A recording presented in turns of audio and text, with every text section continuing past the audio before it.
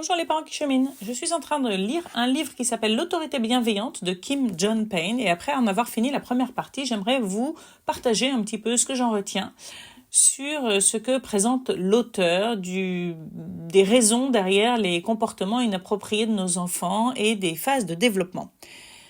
Kim John Payne est un Américain qui travaille depuis bien longtemps. Il a commencé en travaillant dans les écoles et il travaille depuis bien longtemps maintenant auprès d'autres écoles, justement. Il forme des adultes et puis en tant qu'auteur, etc. Et le principe, le cœur de son idéologie, c'est d'essayer de sortir un petit peu de ce trop-plein de notre société et de simplifier un peu les choses pour qu'il y ait moins de tensions au quotidien. D'ailleurs, un de ses livres qui semble être le plus connu en France s'appelle « Parents tout simplement », alors que sa version originale s'appelait « Simplicity Parenting ». Ça veut dire le parent de la simplicité. C'est pas la même chose que parent tout simplement. Simplicity Parenting, c'était vraiment l'idée, d'après les descriptions, parce que je ne l'ai pas lu le livre, mais d'en faire moins pour justement aider à faire grandir nos enfants de façon plus calme et plus sécurisée, plus confiant.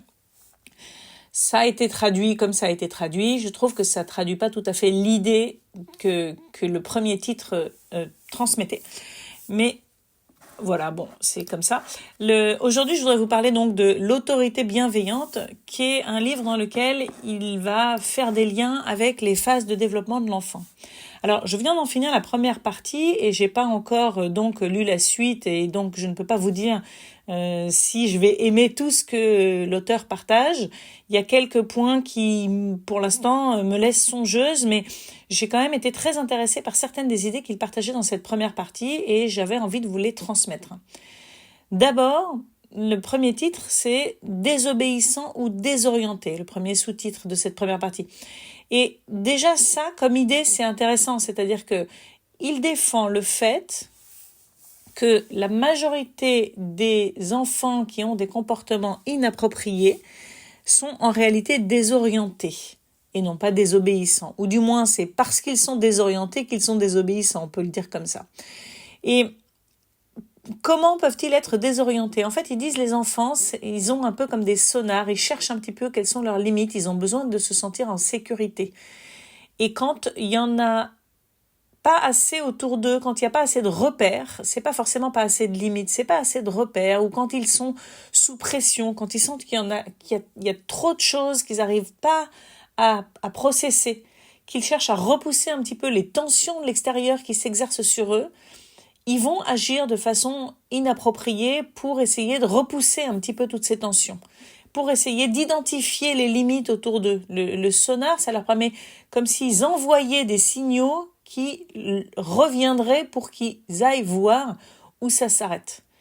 C'est intéressant, je trouve, comme approche parce que il cite des exemples dans le livre de parents qui arrivent à voir du coup le comportement des enfants de manière différente et en particulier de voir que les comportements inappropriés sont pas contre les parents, en fait, ils sont pas contre eux. C'est une façon pour l'enfant de se réorienter. Et puis, ça valide aussi le fait qu'un enfant a besoin aussi de repères et de cadres, de limites pour sa sécurisation.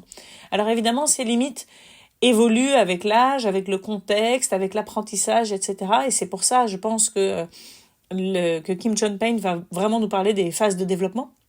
Mais on peut le voir chez le jeune enfant, effectivement, on a vraiment un rôle. Enfin, plus l'enfant est jeune, plus c'est vrai, et c'est exactement ce qu'il prône dans son livre, pour l'instant en tout cas, c'est que notre posture va évoluer avec la phase de développement de l'enfant. D'ailleurs, il regrette que les phases de développement passent souvent à la trappe quand on parle d'éducation, alors que c'est précieux de se raccrocher à ces phases de développement pour adapter notre posture à ce que l'enfant a besoin de vivre à ce moment-là. Et en particulier, un jeune enfant, selon Kim John Payne, il a besoin de plus d'autorité. Et d'un certain côté, moi je dis souvent qu'on est des guides pour nos enfants. On n'est pas un dictateur, on n'impose pas de façon verticale et on veut pas que nos enfants soient des marionnettes en fait, et d'attendre d'eux qu'ils ne fassent que obéir de façon aveugle à ce qu'on leur demande. Non, parce que dans ces cas-là, on va avoir de plus en plus de conflits avec eux. Mais effectivement, on a besoin de leur poser des limites, et d'autant plus quand ils sont jeunes et qu'ils ont plus de mal à les identifier, de façon sécuritaire et calme. Et c'est amusant parce que l'exemple qu'il donne, que je trouve assez parlant, c'est celui d'une vieille boîte de conserve rouillée. Si on voit un enfant de 2 ans qui joue avec une boîte de conserve rouillée, on n'hésitera pas à la lui enlever des mains parce que nous, on est garant de sa sécurité et on sait que c'est pas une bonne idée pour lui, même si lui n'en est pas encore capable. Et évidemment, on va le faire de façon bienveillante, mais on va pouvoir agir de façon ferme. Et cette limite que l'on pose, c'est ce qui le rend conscient aussi du fait qu'il est en sécurité avec nous. D'ailleurs, il y a un exemple qu'il donne dans le livre de parents qui se disent mais quand est-ce que ça va s'arrêter, parce qu'il parle des comportements hors de contrôle de leur fils de 4 ans, et Kim Jong-un leur répond ça s'arrêtera quand il cessera de vous considérer comme des ennemis. Donc c'est vraiment ça l'idée. Je trouve qu'en ce sens-là, ça se relie bien au principe de l'éducation bienveillante dont je vous parle régulièrement, sur le fait de créer la connexion avant la correction. On veut pas que nos enfants nous considèrent comme des ennemis parce qu'on impose tout le temps. On veut en revanche qu'ils nous voient comme des figures qui vont les aider dans la vie, et en particulier on est garant de leur sécurité en posant des limites. Sur cette idée, je vais revenir sur les limites tout de suite, mais sur cette idée de tension, de repousser les tensions du jeune enfant, de l'enfant quel qu'il soit d'ailleurs, pas seulement jeune, ça peut être aussi à l'adolescence. Un dernier point avant d'évoluer vers les limites, c'est une chose qu'il soulève aussi, et ça va probablement avec son autre livre sur la simplicity parenting, c'est que les tensions peuvent aussi venir de l'environnement et en particulier de l'emploi du temps. C'est-à-dire qu'un enfant qui a énormément d'activités, qui a un rythme effréné, etc., il vit sous stress. Et quand il vit sous stress, ça l'aide pas ensuite à réagir de façon plus calme aux situations du quotidien. Donc il encourage à faire attention de ne pas surcharger nos enfants, d'une part, déjà dans la construction de leur emploi du temps, et d'autre part, à leur réserver des moments de calme, en fait, des moments un peu de buffer qui permettent de redescendre. Le fait de lire une histoire le soir, le fait de prendre le temps de discuter calmement, etc. Ce genre de moments qui font un peu redescendre le stress. C'est vrai qu'on peut s'imaginer qu'un enfant, après une journée d'école ou de collège dans laquelle il y a déjà eu peut-être pas mal de tensions, de bruit, etc. Si de là on l'amène, je sais pas moi, par exemple dans un centre commercial parce qu'on a les courses à faire et que ensuite il doit aller à telle activité, ou dans l'autre sens d'ailleurs, et qu'ensuite c'est la course parce que il va falloir faire toute la routine avant de se coucher, qu'ensuite on passe directement à ça. Bref, il y a un stress ambiant qui n'aide pas les choses. Voilà, donc le fait de voir un enfant qui se comporte de façon inappropriée, ça peut aussi être un indice qu'il y a trop de stress dans son quotidien. Et une bonne approche, c'est de se demander quelles sont les tensions auxquelles notre enfant fait face et comment les réduire. Si je reviens à l'image des limites, une image qui est assez parlante, je trouve, dans le livre, c'est qu'il fait la différence entre des murs solides et imbougeables et des barrières qui s'adaptent à la forme du terrain et qui peuvent être déplacées. Et c'est exactement ça, c'est-à-dire que les limites qu'on pose à nos enfants ne sont pas des murs sur lesquels on va les laisser se heurter et qu'on va jamais bouger. Ce sont des barrières qui vont bouger en fonction du développement, en fonction de l'apprentissage. Ce sont des barrières qui s'adaptent au terrain, et du coup un espace aussi dont les limites s'étendent au fur et à mesure. Le lien qu'il fait en particulier avec les stades de développement, c'est que Kim Jong-un dit les limites doivent s'étendre quand le dialogue intérieur se développe. Et ça, c'est vraiment très intéressant. Il cite un docteur, alors que j'ai pas réussi à trouver. Il parle du docteur, je vais y arriver, du docteur Coulter.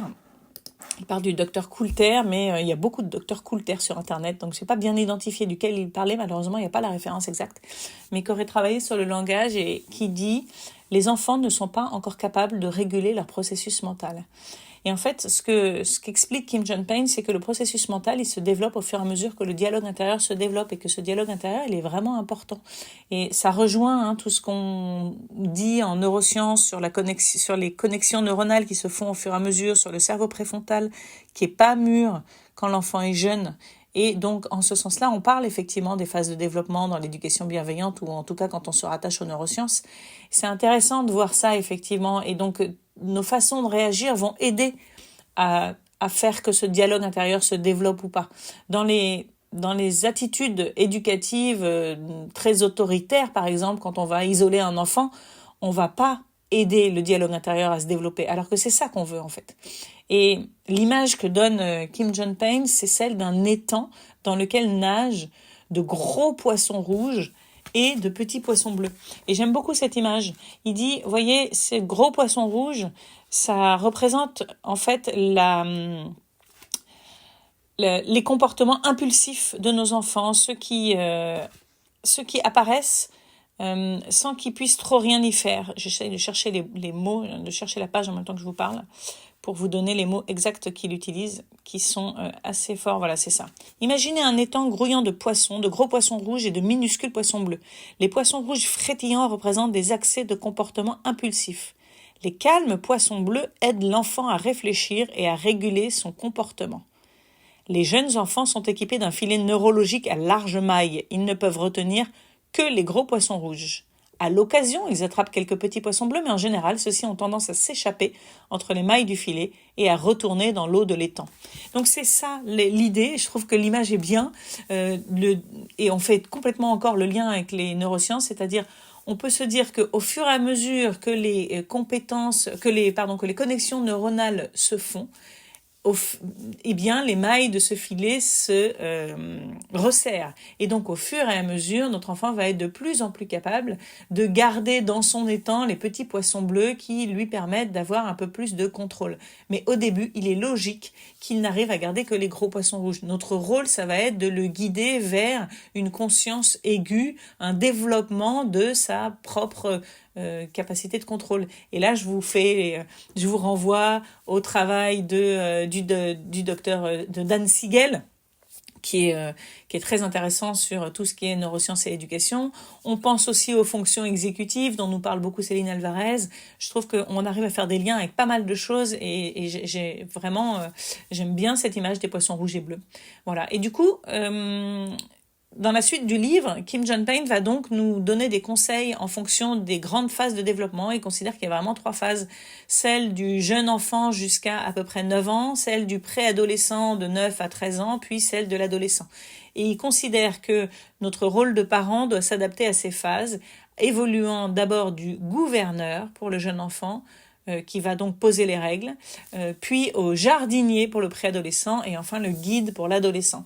Alors, je ne vais pas vous parler encore de ces attitudes de parents puisque je n'ai fini que la première partie. J'ai commencé à regarder un peu la deuxième sur le rôle du gouverneur et là où il va parler de saine obéissance et non d'obéissance aveugle. Donc il garde, en tout cas dans cette version, ce serait intéressant que j'aille voir en anglais comment il le dit, mais en tout cas dans cette version française que j'ai dans les mains, il garde le terme d'obéissance, mais il dit bien que la saine obéissance est différente de l'obéissance aveugle et je vous en dirai plus quand je vous parlerai de la partie suivante de ce livre.